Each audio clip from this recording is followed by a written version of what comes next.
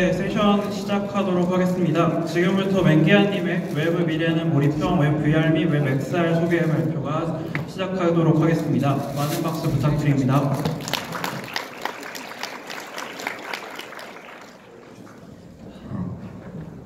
시작하겠습니다. 좀 어수선하네요. 제 발표 주제는 웹의 미래는 몰입형이라고 되어 있는데요. 제가 한 말이 아니라 구글 발표 그 자료의 세션 이름이에요. 그래서 여기 지금 주제로 제가 써놓은 게 Immersive Web and Web XR이라고 써있는데, 이 Immersive라는 단어가 일반적인 단어가 아니에요. Immersive Web이라는 게 마치 고유명사처럼 이 구글의 발표에 사용하고 있습니다. 그래서 구글에서 얘기하고 있는 Immersive Web이 무엇인가, 그거에 대해서 알아보는 시간을 갖고, 사실은 앞에 세션에서 발표하셨던 차웅님의 세션 안에도 원래 이 내용이 들어갔어야 되는데 제가 이거 별도로 빼내가지고 여기만 좀 집중적으로 살펴보는 시간을 가질 거거든요. 네, 진행하겠습니다. 일단 간단하게 제 소개하겠습니다. 제 이름은 맹기안이라고 하고요. 대화명은 히카맹이라는 거 쓰고 있습니다. 저는 조그만 에이전시 빗사이드 소프트 대표를 맡고 있고요. 에이전시 한 지가 뭐 오래됐습니다. 한 15년 됐습니다. 그리고 무료 스터디인 코드 스피치라는 거 운영하고 있고요. 성균관대학교에서는 인문학부 학생들 대상으로 겸임교수로 소프트웨어 가르치고 있습니다. 그 외에 여러 가지들. 네, 올해 처음으로 이 GDG의 오거나이저가 돼서 웹테크 파트에서 운영진으로 일하고 있으니까 구글 이 GDG의 웹테크 파트에도 많은 분들 오셔가지고 커뮤니티 활동 해주셨으면 감사하겠습니다. 제 소개는 그 정도로 하고요. 이머시브 웹을 준비해보자, 이런 주제로 이 동영상이 처음에 나오는 이 타이틀 화면이에요. 근데 제가 이제 발표하기 앞서서 다른 분들의 발표를 제가 몇 개 들어봤거든요. 근데 지금 이 익스텐디드라는 행사가 대부분 구글 I/O에서 발표했던 것들을 요약해서 다시 정리해드리거나 아니면 거기에 이제 발표자의 의견들을 몇 개 추가하는 정도로 되게 라이트한 발표잖아요. 근데 제가 오늘 여러분들도 유심하게 봤는데 지금 어두워져서 저 얼굴이 안 보이는데 되게 학생분들도 많이 계시고 인문개발자들도 많이 계신 것 같아요. 근데 제가 발표 주제를 약간 좀 실무 구현이 가능할 정도의 구현물 중심으로 많이 준비를 해봤어요. 사실은 고민을 해서 수박 겉핥기만 보여줄까 하다가 이게 뭔지 이해를 하려면 코드도 보고 막 이래봐야 돼서 좀 뒤에 부분에 난이도가 있을 거예요. 그래서 앞에 부분에 쉬운 부분들은 좀 빨리빨리 나오고요. 뒤에 어려운 부분들은 되도록이면 자세하게 설명하도록 하겠습니다. 이 자료는 구글 I/O 발표 유튜브에 가면 있고요. 유튜브에서 The Future of the Web is Immersive 이 주제어로 검색하시면 이 영상을 보실 수가 있어요. 이 영상에서 구글에서 새로 발표한 웹 XR에 대한 스펙을 설명하고 그 의미에 대해서 쭉 영상을 발표하고 있는데요. 이 영상을 요약한 걸 기본적으로 일단 살펴보도록 하겠습니다. 이 영상의 내용을 요약해보면 이머시브 웹에 대해서 버추얼 리얼리티하고 어건트 리얼리티, 즉 가상현실과 증강현실 파트 두 개를 한꺼번에 설명하고 있는데요. 저 오늘 발표 주제를 두 개를 다 하기에는 40분이 한 시간이 너무 짧기 때문에 VR 주제만 가지고 다룰 거예요. 그래서 VR 주제를 영상에서 진행한 걸 보면 기존의 웹 VR을 설명하고 그 다음에 웹 XR을 설명하고 마지막으로 그래서 새로워진 게 뭐야? 이 얘기를 좀 한 다음에 크롬에서 어떻게 지원되는지 그 다음에 실제로는 어떻게 구현해야 되는지 이런 내용들이 간단하게 요약되어 있습니다. 저도 이 순서대로 진행을 할 거고요. 안타깝게도 오늘 가상현실만 다루고 증강현실은 다루지 않겠습니다. 자, 일단 진행하기 전에 이머시브 웹 자체에 대한 정의에 대해서 먼저 알아볼 필요가 있죠.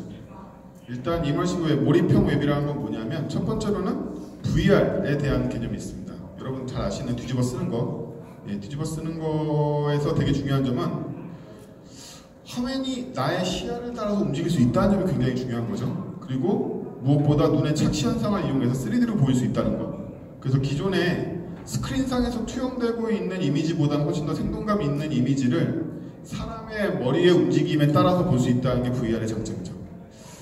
그에 비해서 AR 파트에서는 있는 화면이나 있는 현실에 무언가 추가해주는 기능이에요. 그렇죠?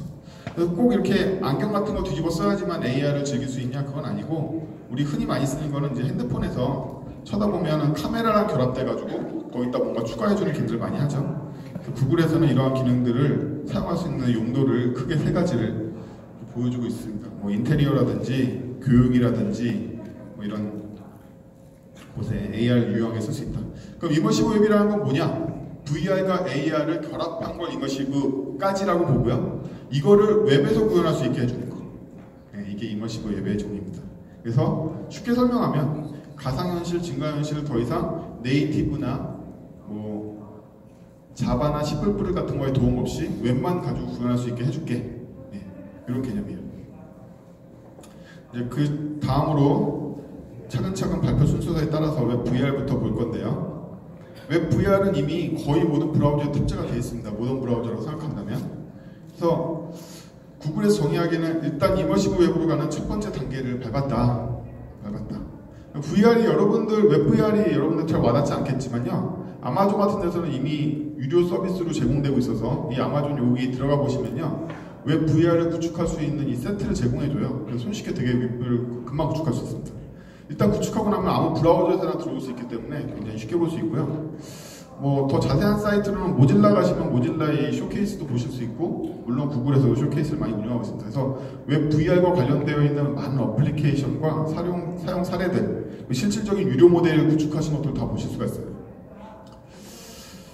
예, 일단 VR은 그렇고요. VR 나쁘지 않습니다. 실제로 써보면 굉장히 유용하고, 특히 여기 제가 써놓은 아마존의 이 샘플에 가서 보시면 굉장히 웹에서 보기에도 괜찮고 VR 머신으로 봐도 괜찮은 녀석들이에요.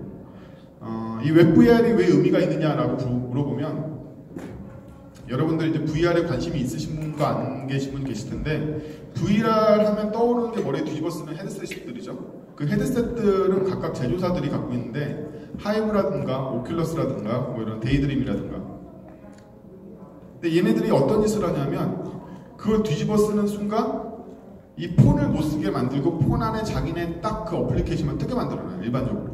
그래서 VR 뒤집어 쓰고 저희가 아무거나 막 할 수 있을 것 같지만 사실은 오큘러스를 뒤집어 쓰면 오큘러스 런처밖에 안 뜨고요.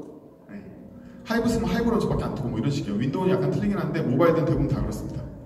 근데 그 모든 뒤집어 쓰는 헤드셋 중에 그 런처 안에 브라우저를 안 갖고 있는 애들은 없어요. 오큘러스는 오큘러스 브라우저하고 삼성 브라우저 같은 게 들어가 있고요. 또 다른 애들도 거기에 상응하는 브라우저도 들어가 있습니다. 이 브라우저들이 VR을 지원하기 때문에 저희가 오큘러스 샵에 오픈하지 않아도, 데이드림 샵에 따로 오픈하지 않아도 네이티브 앱으로 거기 런칭할 필요가 없이 웹사이트만 만들어서 웹 VR 규용만 준수하면 어떤 헤드셋에서도 보일 수 있게 돼요. 그러한 범용성과 시장성을 보고서 이제 아마존에서 이런 서비스를 출시한 거죠. 그래서 웹 VR이 왜 의미가 있느냐 물어보면 어떠한 헤드셋을 뒤집어서도 볼 수 있기 때문에, 볼 수 있기 때문에 굉장한 의미가 있어요. 그래서 뭐 직접 언급은 할 수 없지만 지금 많은 게임 회사들이나 서비스 회사들이 이미 예전에 HTML5 게임 포탈 만들었던 것처럼 웹 VR 게임 포탈을 준비 중에 있어요. 예. 올해 말이나 내년 초 정도면 다들 오픈하지 않을까요? 예. 그래서 웹 VR이 이미 시장에서는 어느 정도 성공을 거두고 있고 의미도 있다라는 걸 말씀드리고 싶고요. 거기가 이미 성공했는데 왜 새로운 웹 XR이라는 걸 만들었을까? 라고 구글이 설명해 줍니다. 그래서 이머시브 웹으로 가는 이제 새로운 API를 발표한 건데, 웹 VR은 이머시브로 가기에는 한 가지가 빠져있죠. AR이 빠져있습니다. 그래서 이번에는 VR과 AR을 다 지원하는 API를 새로 만들겠어. 이게 중심이에요. 이게 중심입니다. 그래서 AR, VR을 다 지원하는 새로운 API를 디자인해서 한 번만 개발하면 똑같은 비슷한 API를 이용해서 AR도 지원하고 VR도 지원할 수 있게 해줄게. 이게 가장 큰 컨셉이고, 근데 저희가 VR 하면 뒤집어 쓰는 거 아니면 웹사이트에 보이는 거, 이거 두 가지밖에 생각이 안 나잖아요. 근데 보다 다양한 기기에서 컨트롤러로 조정을 하든 화면에서 마우스로 조정을 하든 스마트폰에서 선택을 하든 간에 똑같은 코드 한 방이면 이걸 다 해결할 수 있게 해줄게. 멀티 디바이스를 지원하거나 멀티 환경을 지원하는 API를 추가해 주는 게 바로 웹 XR의 장점이고요. 물론 웹 VR에서도 삽질하면 됩니다. 되는데 이걸 일관된 API로 하나로 통일해서 훨씬 더 개발하기 쉽게 만들어주겠다는 거죠. 그래서 대체 뭐가 쉬워지는데, 물론 API를 통합했을 때 쉬워지는 점들이 분명히 있습니다. 개발하는 공수가 많이 든 부분이 있겠지만 사실 이 상용화되어 있는 개발사 입장에서는요, 그렇게 중요하지 않아요. 직원 시켜가지고 그냥 다 노가다 뛰면 되니까. 진짜로 중요한 건 최적화입니다. 그래서 구글에서도 이 최적화를 굉장히 강조하고 있어요. 이 최적화를 이해하시려면 약간 3D에 대한 지식도 필요하고 그런데 설명을 최대한 해볼게요. 자, 최적화의 핵심은 뭐냐면 2배 많은 픽셀을 한 번에 보낼 수 있다라는 거예요. 저희가 보고 있는 3D는 웹에서 일반적으로 웹젤로 구현되고 있는데 웹젤은 그냥 구현되는 게 아니라 마치 캔버스처럼 이 그림을 그린 도화지 같은 녀석이 있어요. 그거를 저희가 비트맵이라고 부르기도 하고 캔버스에서는 컨텍스트라고 부르기도 하는데 웹젤에서는 이거를 프레임 버퍼라고 부릅니다. 프레임 버퍼라고 부르는데 기존에는 이 웹 VR이 제공하는 표준적인 프레임 버퍼의 사이즈가 첫 번째 표에 있는 1800, 1100 정도밖에 안 됐어요. 근데 웹 XR에서는 기본적으로 제공해주는 이 캔버스의 크기가 이 정도로 커졌습니다. 이게 무슨 뜻이냐? 일단 화면이 196% 정도 커졌다는 얘기고요. 이게 커졌다는 얘기는 뭐냐면 한 번에 GPU한테 보낼 수 있는 양이 아무것도 저희가 하지 않아도 그냥 196% 향상된다는 얘기예요. 이건 또 왜 중요하냐? 웹 VR을 비롯해서 모든 VR 장비들은요, 여러분들이 뒤집어 쓰고 눈으로 직접 보기 때문에 화면이 끊어지는 걸 참을 수가 없어요. 어떤 식으로 참을 수가 없냐면 토하게 됩니다. 네. 웹에서는 초당 60프레임에 대한 강조를 많이 하지만 그건 부드러운 애니메이션과 좋은 사용자 경험을 위해서라는 정도의 목표를 갖고 있다면 VR 컨텐츠에서 여러분들이 60프레임을 못 맞추면요, 사람들이 토해요. 네. 이 화면이 빨리빨리 갱신되지 않고 천천히 갱신되거나 드득거리는 느낌이 있으면 눈앞에 있는 일이기 때문에 저희 림프관에 있는 작동하고 눈에서 처리하는 정보 처리하고 안 맞아서 토하게 됩니다. 그래서 VR 컨텐츠를 만들 때 가장 조심해야 될 건 그래픽 최적화를 통해서 60프레임을 확보해야 된다는 점이에요. 근데 똑같은 그림을 그리는데 얘는 한 번에 이렇게 많은 이미지를 바로 보낼 수 있는 파이프라인을 갖고 있기 때문에 즉시 성능이 향상돼요. 그리고 또한 여기엔 안 나와 있지만 픽셀만 2배로 보낼 수 있는 게 아니라 기존에 지원하던 웹브라우저의 모든 그래픽 성능은 60fps에 맞춰져 있어요. 초당 60개 이상 화면이 갱신되지 않습니다.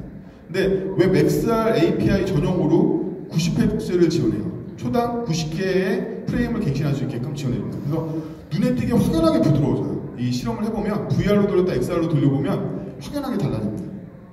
이 해상도가 어떤 의미인지 조금 더 살펴보죠. 현재 최신 폰들을 보면 뭐 갤럭시 S9 같은 경우 빠져있지만 노트8이나 S8까지를 보면 저 정도 해상도를 갖고 있죠. 라인도 똑같아요. V30이나 G6나 엑스페리아나 다 이 정도 해상도 갖고 있는데 저 해상도를 보시면 XR의 해상도하고는 얼추 맞아요. 조금밖에 차이가 안 납니다. 하지만 VR의 해상도하고는 큰 차이가 나죠. 그럼 이게 3D상에서 어떤 일이 일어나냐면 디더링이라는 일이 일어나요. 디더링이라는 일은 뭐냐면 저해상도를 고해상도로 강제로 맞출 때 추가적인 연산을 하는 행위예요. 왼쪽에 있는 모자이크 되어 있는 게 저해상도라고 생각을 해보죠. 이 저해상도를 고해상도 화면을 맞추려면 누군가는 저해상도 정보를 인접한 픽셀 값으로 계산해서 고해상도용으로 번역해줘야 될 필요가 있는 거죠. 이 디더링이라는 작업에 굉장히 비용이 많이 발생하는 이유는 뭐냐면 GPU가 아니에요. 이거 CPU가 합니다. 그래서 이거는 웹 XR과 좀 상관없는 얘기지만 여러분들이 웹사이트의 성능을 즉시 높이고 싶다라면 여러분들 그 해상도 뷰포트에서 표준으로 쓰면 320 정도밖에 안 나오는 해상도 쓰고 계시잖아요. 그거를 그냥 640으로 하이 레졸루션으로 바꾼 것만으로 갑자기 웹사이트가 빨라져요. 디더링 과정이 없어져서 그렇거든요. 네. 그래서 이 디더링이 확 줄어요. 프레임 버퍼가 커지기 때문에. 그래서 대부분의 폰들에 있는 디더링이 확 줄기 때문에 해상도가 높은 폰들은 굉장히 유리해지게 됩니다. 뿐만 아니라 차세대로 발표하려고 그러는 VR 장비들은 보면 해상도가 이거의 2배, 8K 정도로 지원하려고 그런단 말이에요. 그 이유는 눈에서 가까이에서 픽셀을 봐야 되기 때문에 더 세밀하게 보고 싶은 거죠. 그래서 이미 소니나 이런 데서는 8K 디스플레이들을 발표를 했어요. VR용으로. 그런 걸 따져보면 지금 웹 XR은 당연히 필요하고 이것도 지금 부족한 현실이에요. 사실은. 앞으로 일어날 거 생각해보면.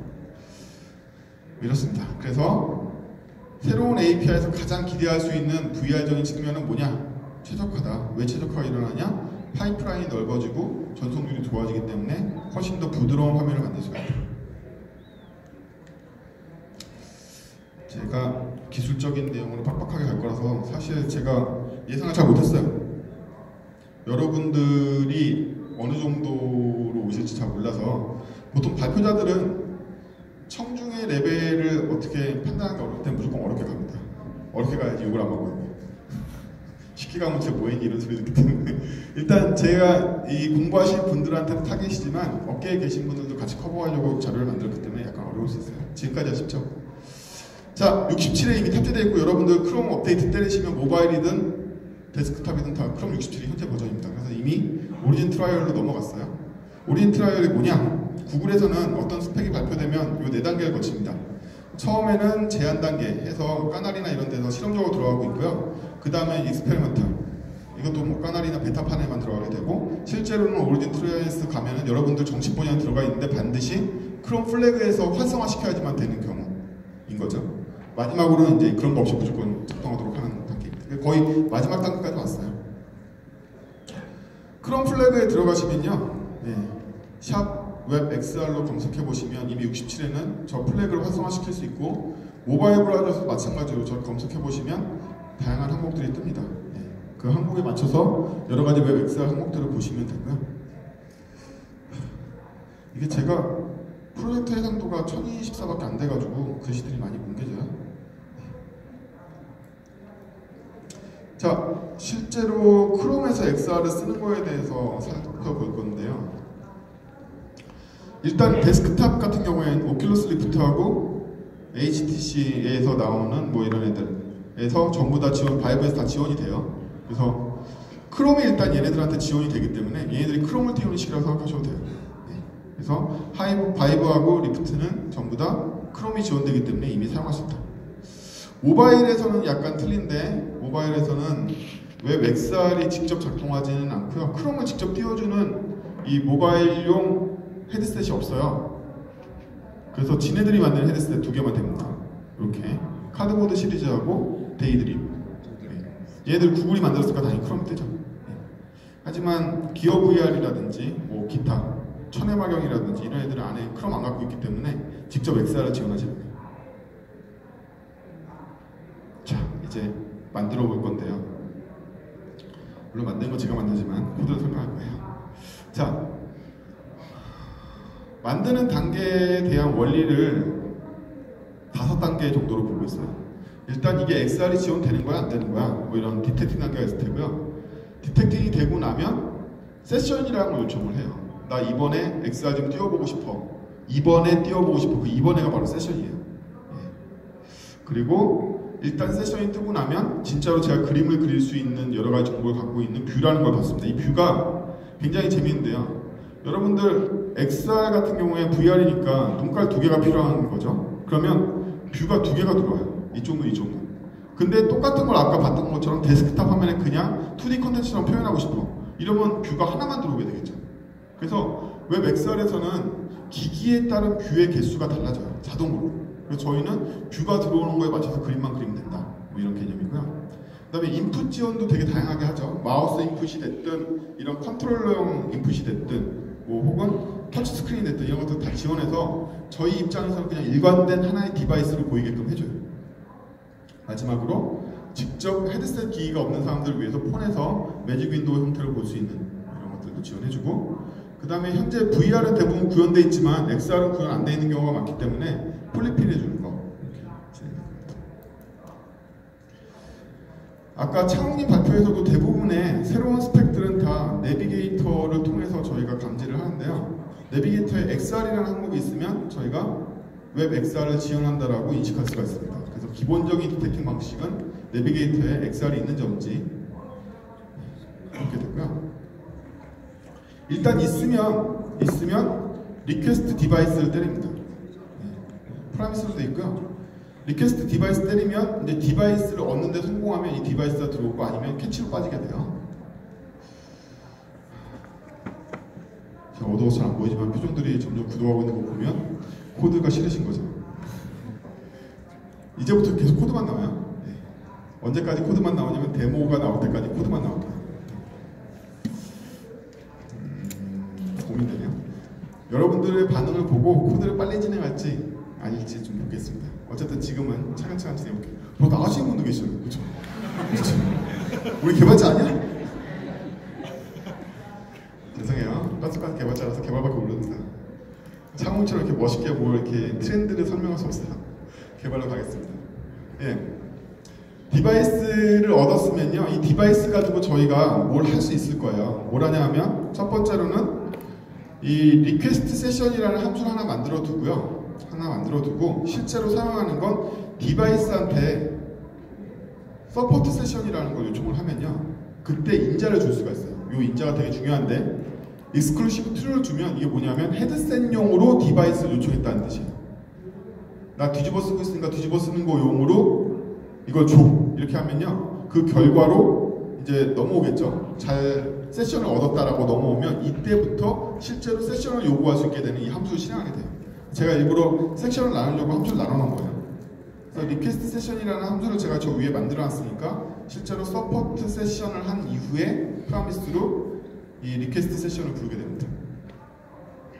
그래서 이게 디텍팅 과정이에요. 디텍팅 과정 별거 없죠. XR 인식하고 리퀘스트 디바이스 한 다음에 다시 서포트 디바이스에게 서포트 세션을 해주면 세션을 요구하는 단계로 넘어가게 됩니다. 자, 세션 코드가 까마득하죠. 예. 일단 아까 만들었던 요 리퀘스트 세션이라는 함수에 대해서 이제 알아볼 건데요. 실제 이 안에서 세션을 요청하기 때문이죠. 예. 이 함수 안에서는 디바이스에게 다시 리퀘스트 세션을 실제로 요청하게 돼요. 이 리퀘스트 세션을 요청할 때도 헤드셋용인 걸 명시해 줘야 돼요. 이렇게 리클래식 true로. 그러면 실제로 저희가 원하던 세션이 얻어집니다. 그래서 머릿속에 단계를 이해하셔야 될 게, 디바이스를 얻고 먼저 장비를 얻어야 돼요. 장비를 얻고 장비한테 나 이번에 이 세션을 시작하고 싶어, 새로운 세션 하나 시작해줘, 이렇게 세션을 얻는다는 거예요. 개념이 간단합니다. 디바이스를 얻고 세션을 시작하면 그게 바로 지금 2단계인 거죠. 세션을 얻었으면요, 저희가 그림 그릴 준비가 다 된 거예요. 그러면 제가 세션이라고만 얘기하니까 세션은 개념이 없잖아요. 세션을 여러분들 이제부터 어떻게 생각하시면 되냐면 하나의 윈도우 객체, 전역 객체 같은 녀석이라고 생각하시면 돼요. 저희가 자바스크립트 프로그래밍 할 때 리퀘스트 애니메이션 프레임이라든지 여러 가지 이런 기능들 다 윈도우 객체 거에서 사용하고 있잖아요. 이제는 다 세션 거 사용해야 돼요. 왜냐하면 저희는 브라우저에다 그리는 게 아니라 장비에다 그릴 거기 때문에 장비로 맡은 세션한테 요청을 해줘야 된다는 거죠. 그게 저희가 세션을 얻는 이유예요. 세션은 일종의 장비를 대신하고 있는 객체다. 그래서 앞으로 VR을 개발할 때는 요 XR을 개발할 때는 세션에게 모든 걸 다 처리하게 돼 있어요. 자, 세션을 들어가면서 먼저 세션에 그림 그릴 때 웹 XR이나 VR은요, 그림을 웹GL밖에 안 받아줘요. 여러분들한테 진입장벽입니다. 여러분들이 VR, XR 콘텐츠를 많이 만들고 싶은데 웹GL을 몰라, 3D를 몰라, 이러면 진입이 안 돼요.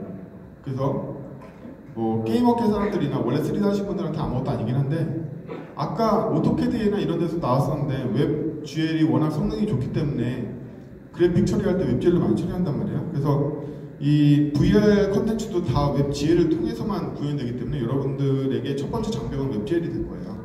그래서 웹GL은 기본적으로 잘 구현하신다고 생각하고 3JS나 이런 거 공부하시는 거 도움이 되고, 구글에 실제로 많은 얘들 다 3JS로 되어 있습니다. 어쨌든 이 웹GL 컨텍스트를 얻는 과정을 보면요, 캔버스로부터 get 컨텍스트로 웹GL을 얻는데, 기존에 얻었던 정보와 다른 점이 옵션 인자에 Capable XR 드라이버 세션 디바이스를 넘기게 돼 있다는 거예요. 이 기존에는 이런 옵션이 없었어요. 웹GL 얻을 때 주는 옵션은 안티알레스나 뭐 알파나 이런 옵션밖에 없었는데, 이 웹 XR 세션을 시작하려면, 그 웹 SR용 GL을 얻으려면 반드시 Capable XR 드라이버에 세션 디바이스를 넘겨줘야지만 이게 작동이 됩니다. 이렇게요. 그래서 일단 지금 제가 GL 컨텍스트를 얻어왔는데, GL 컨텍스트는 사실 지금 XR하고는 무관하죠. 없긴 했지만. 중요한 거는 이제 세션에 프레임 오브 레퍼런스라는 걸 얻게 돼요. 이게 뭐냐면 리퀘스트 프레임 오브 레퍼런스, 즉 앞으로 계속 그림을 그릴 건데 이 그림 한 장 한 장이 프레임이란 말이죠. 이 프레임들을 전체적으로 관리하고 있는 레퍼런스가 하나 생겨나야 돼요. 그래서 얘로부터 다시 프레임을 얻게 된단 말이죠. 단계가 디바이스 얻고 세션 얻고 프레임 레퍼런스 얻은 다음에나 드디어 우리는 프레임에 대해 그림을 그릴 수 있게 돼요. 각 단계가 의미하는 여러 가지 이유는 있지만 복잡하니까 설명을 생략하기로 하고, 이 리퀘스트 프레임 오브 레퍼런스를 할 때 중요한 점은 인자로 스테이지를 제가 보내고 있는데, 이거 제가 마음대로 보내거나 고유명사를 보는 게 아니라 스테이지라는 이 문자 값을 반드시 보내야 돼요. 나중에 이제 스펙을 확장하겠죠. 스테이지 말고 딴 것도 볼 텐데 이것도 스펙의 일부입니다. 이것도 프라미스고요. 이렇게 되면 프레임 레퍼런스를 얻게 됩니다. 프레임 레퍼런스를 일단 얻게 되면요, 그제서야 비로소 XR WebGL 레이어라는 걸 만들 수 있게 돼요. 실제 그림은 레이어를 통해서 그리게 되는 거죠. 그래서 이 XR 레이어를 만들 때 세션하고 아까 만들었던 WebGL용 컨텍스트를 같이 보내주면 드디어 레이어를 만들 수가 있게 돼요. 여기 보시면 알겠지만 스펙 자체가 WebGL을 아예 요구하고 있죠. WebGL 컨텍스트가 없으면 아예 레이어를 만들 수가 없어요. 다행히 끄덕거리시는 분도 계세요. 어깨분이 오신 거죠. 궁금하셔가지고. 그렇죠? 참고로 코드는 앞으로 더 쉬워지진 않아요. 잘 모르겠어요.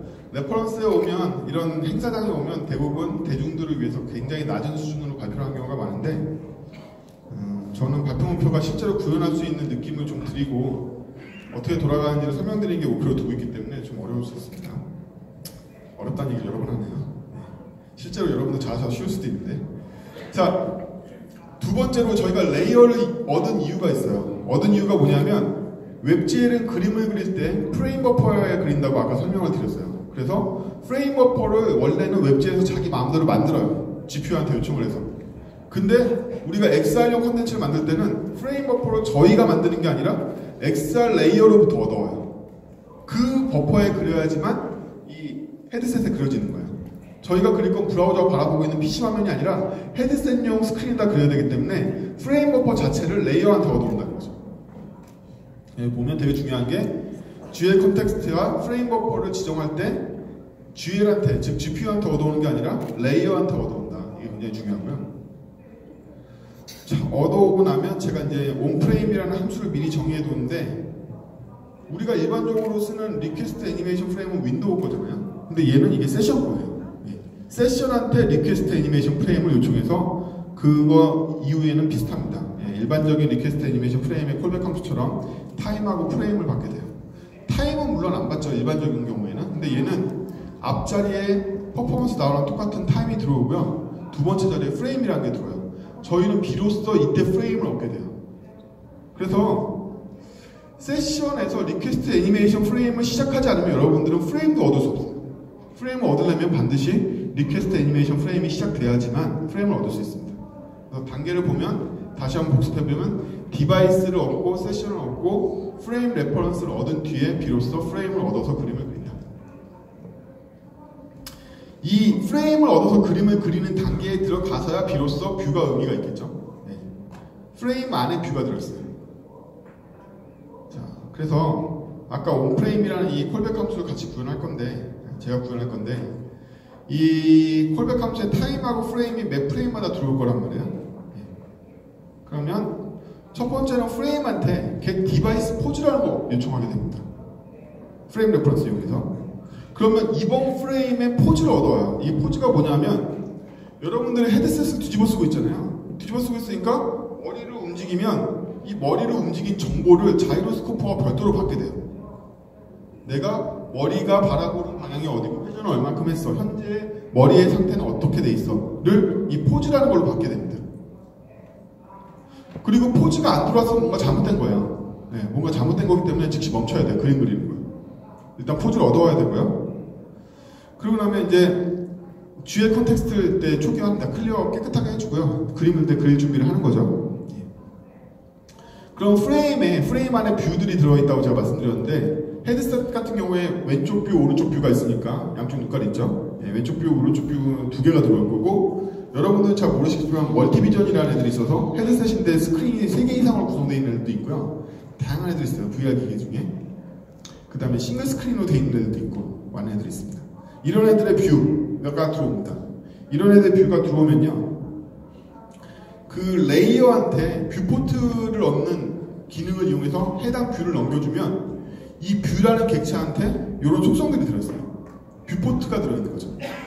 왼쪽은 전체 프레임 버퍼 중에 왼쪽 부분만 그려 라고 저희한테 명령을 내린단 말이에요. 그 크기를 알기 위해서 뷰포트의 크기를 먼저 얻게 됩니다. 그래서 왼쪽 뷰가 들어왔을 때는 이 화면에 이 왼쪽 부분만 그리라고 XY 위사이트가 들어올 거고요. 오른쪽 뷰가 들어왔을 때 오른쪽 그리라고 들어올 거예요. 그래서 이 뷰 컨텍스트를 이용해서 저희가 뷰포트를 설정하게 되고요. 일단 뷰포트를 설정하고 난 다음에는 카메라의 위치를 돌려야 될 텐데 카메라가 두 가지가 다 받아줘야 되는 거죠. 일단 현재 보는 뷰포트의 위치도 중요하지만 아까 헤드셋의 위치도 굉장히 중요해요. 저희 카메라 어디에 보느냐를 이 두 가지 정보를 이용해서 셋 카메라를 해주게 됩니다.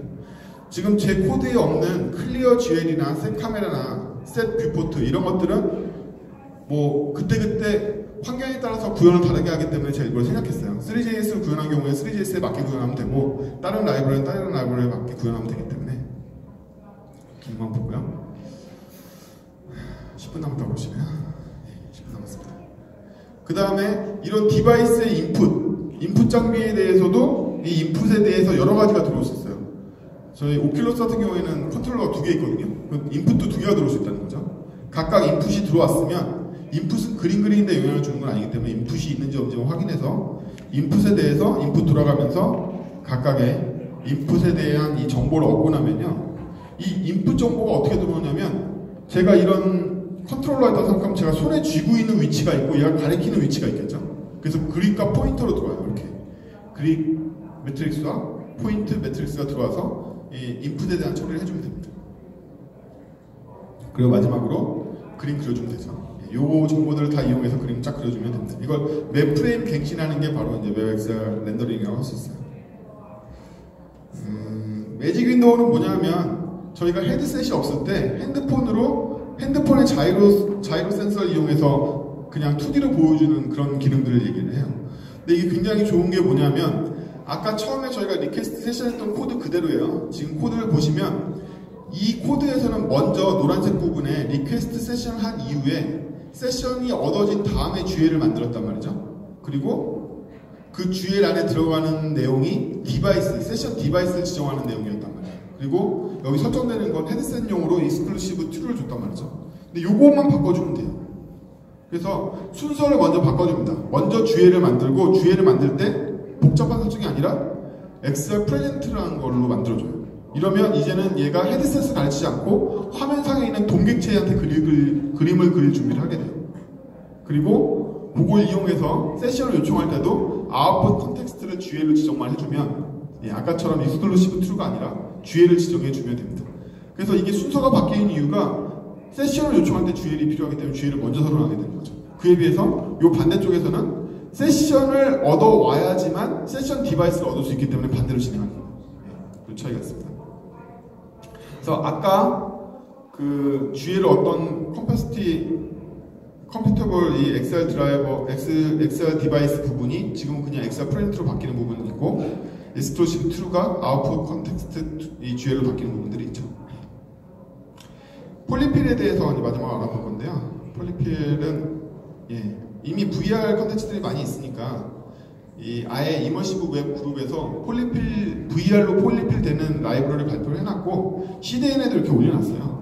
그래서 이 CDN 쓰시면 바로 폴리필 돼서 쓰는데 실제 사용하는 코드는 그냥 XR이 없으면 폴리필 그냥 하나 객체 만들어주면 되고요. 밑도 끝도 없이 이렇게 하면 그냥 끝나요. 이렇게 하면 그냥 끝나고 아까 봤던 XR 코드 그대로 진행하면 됩니다.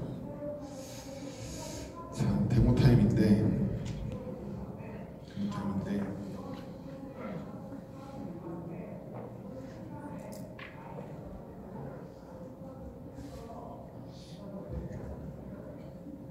제가 핸드폰이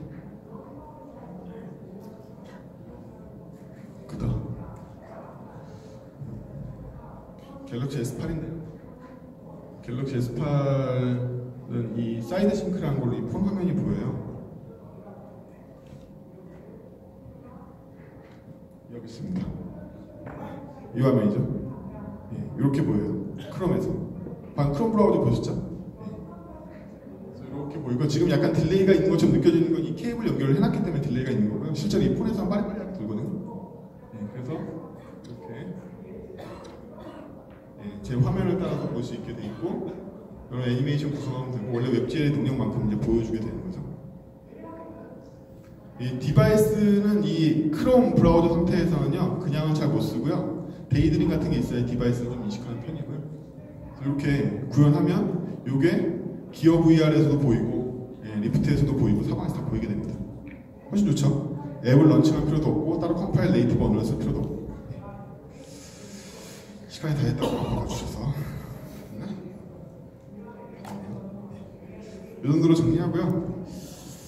질문 받을 시간 있나요? 지금? 네.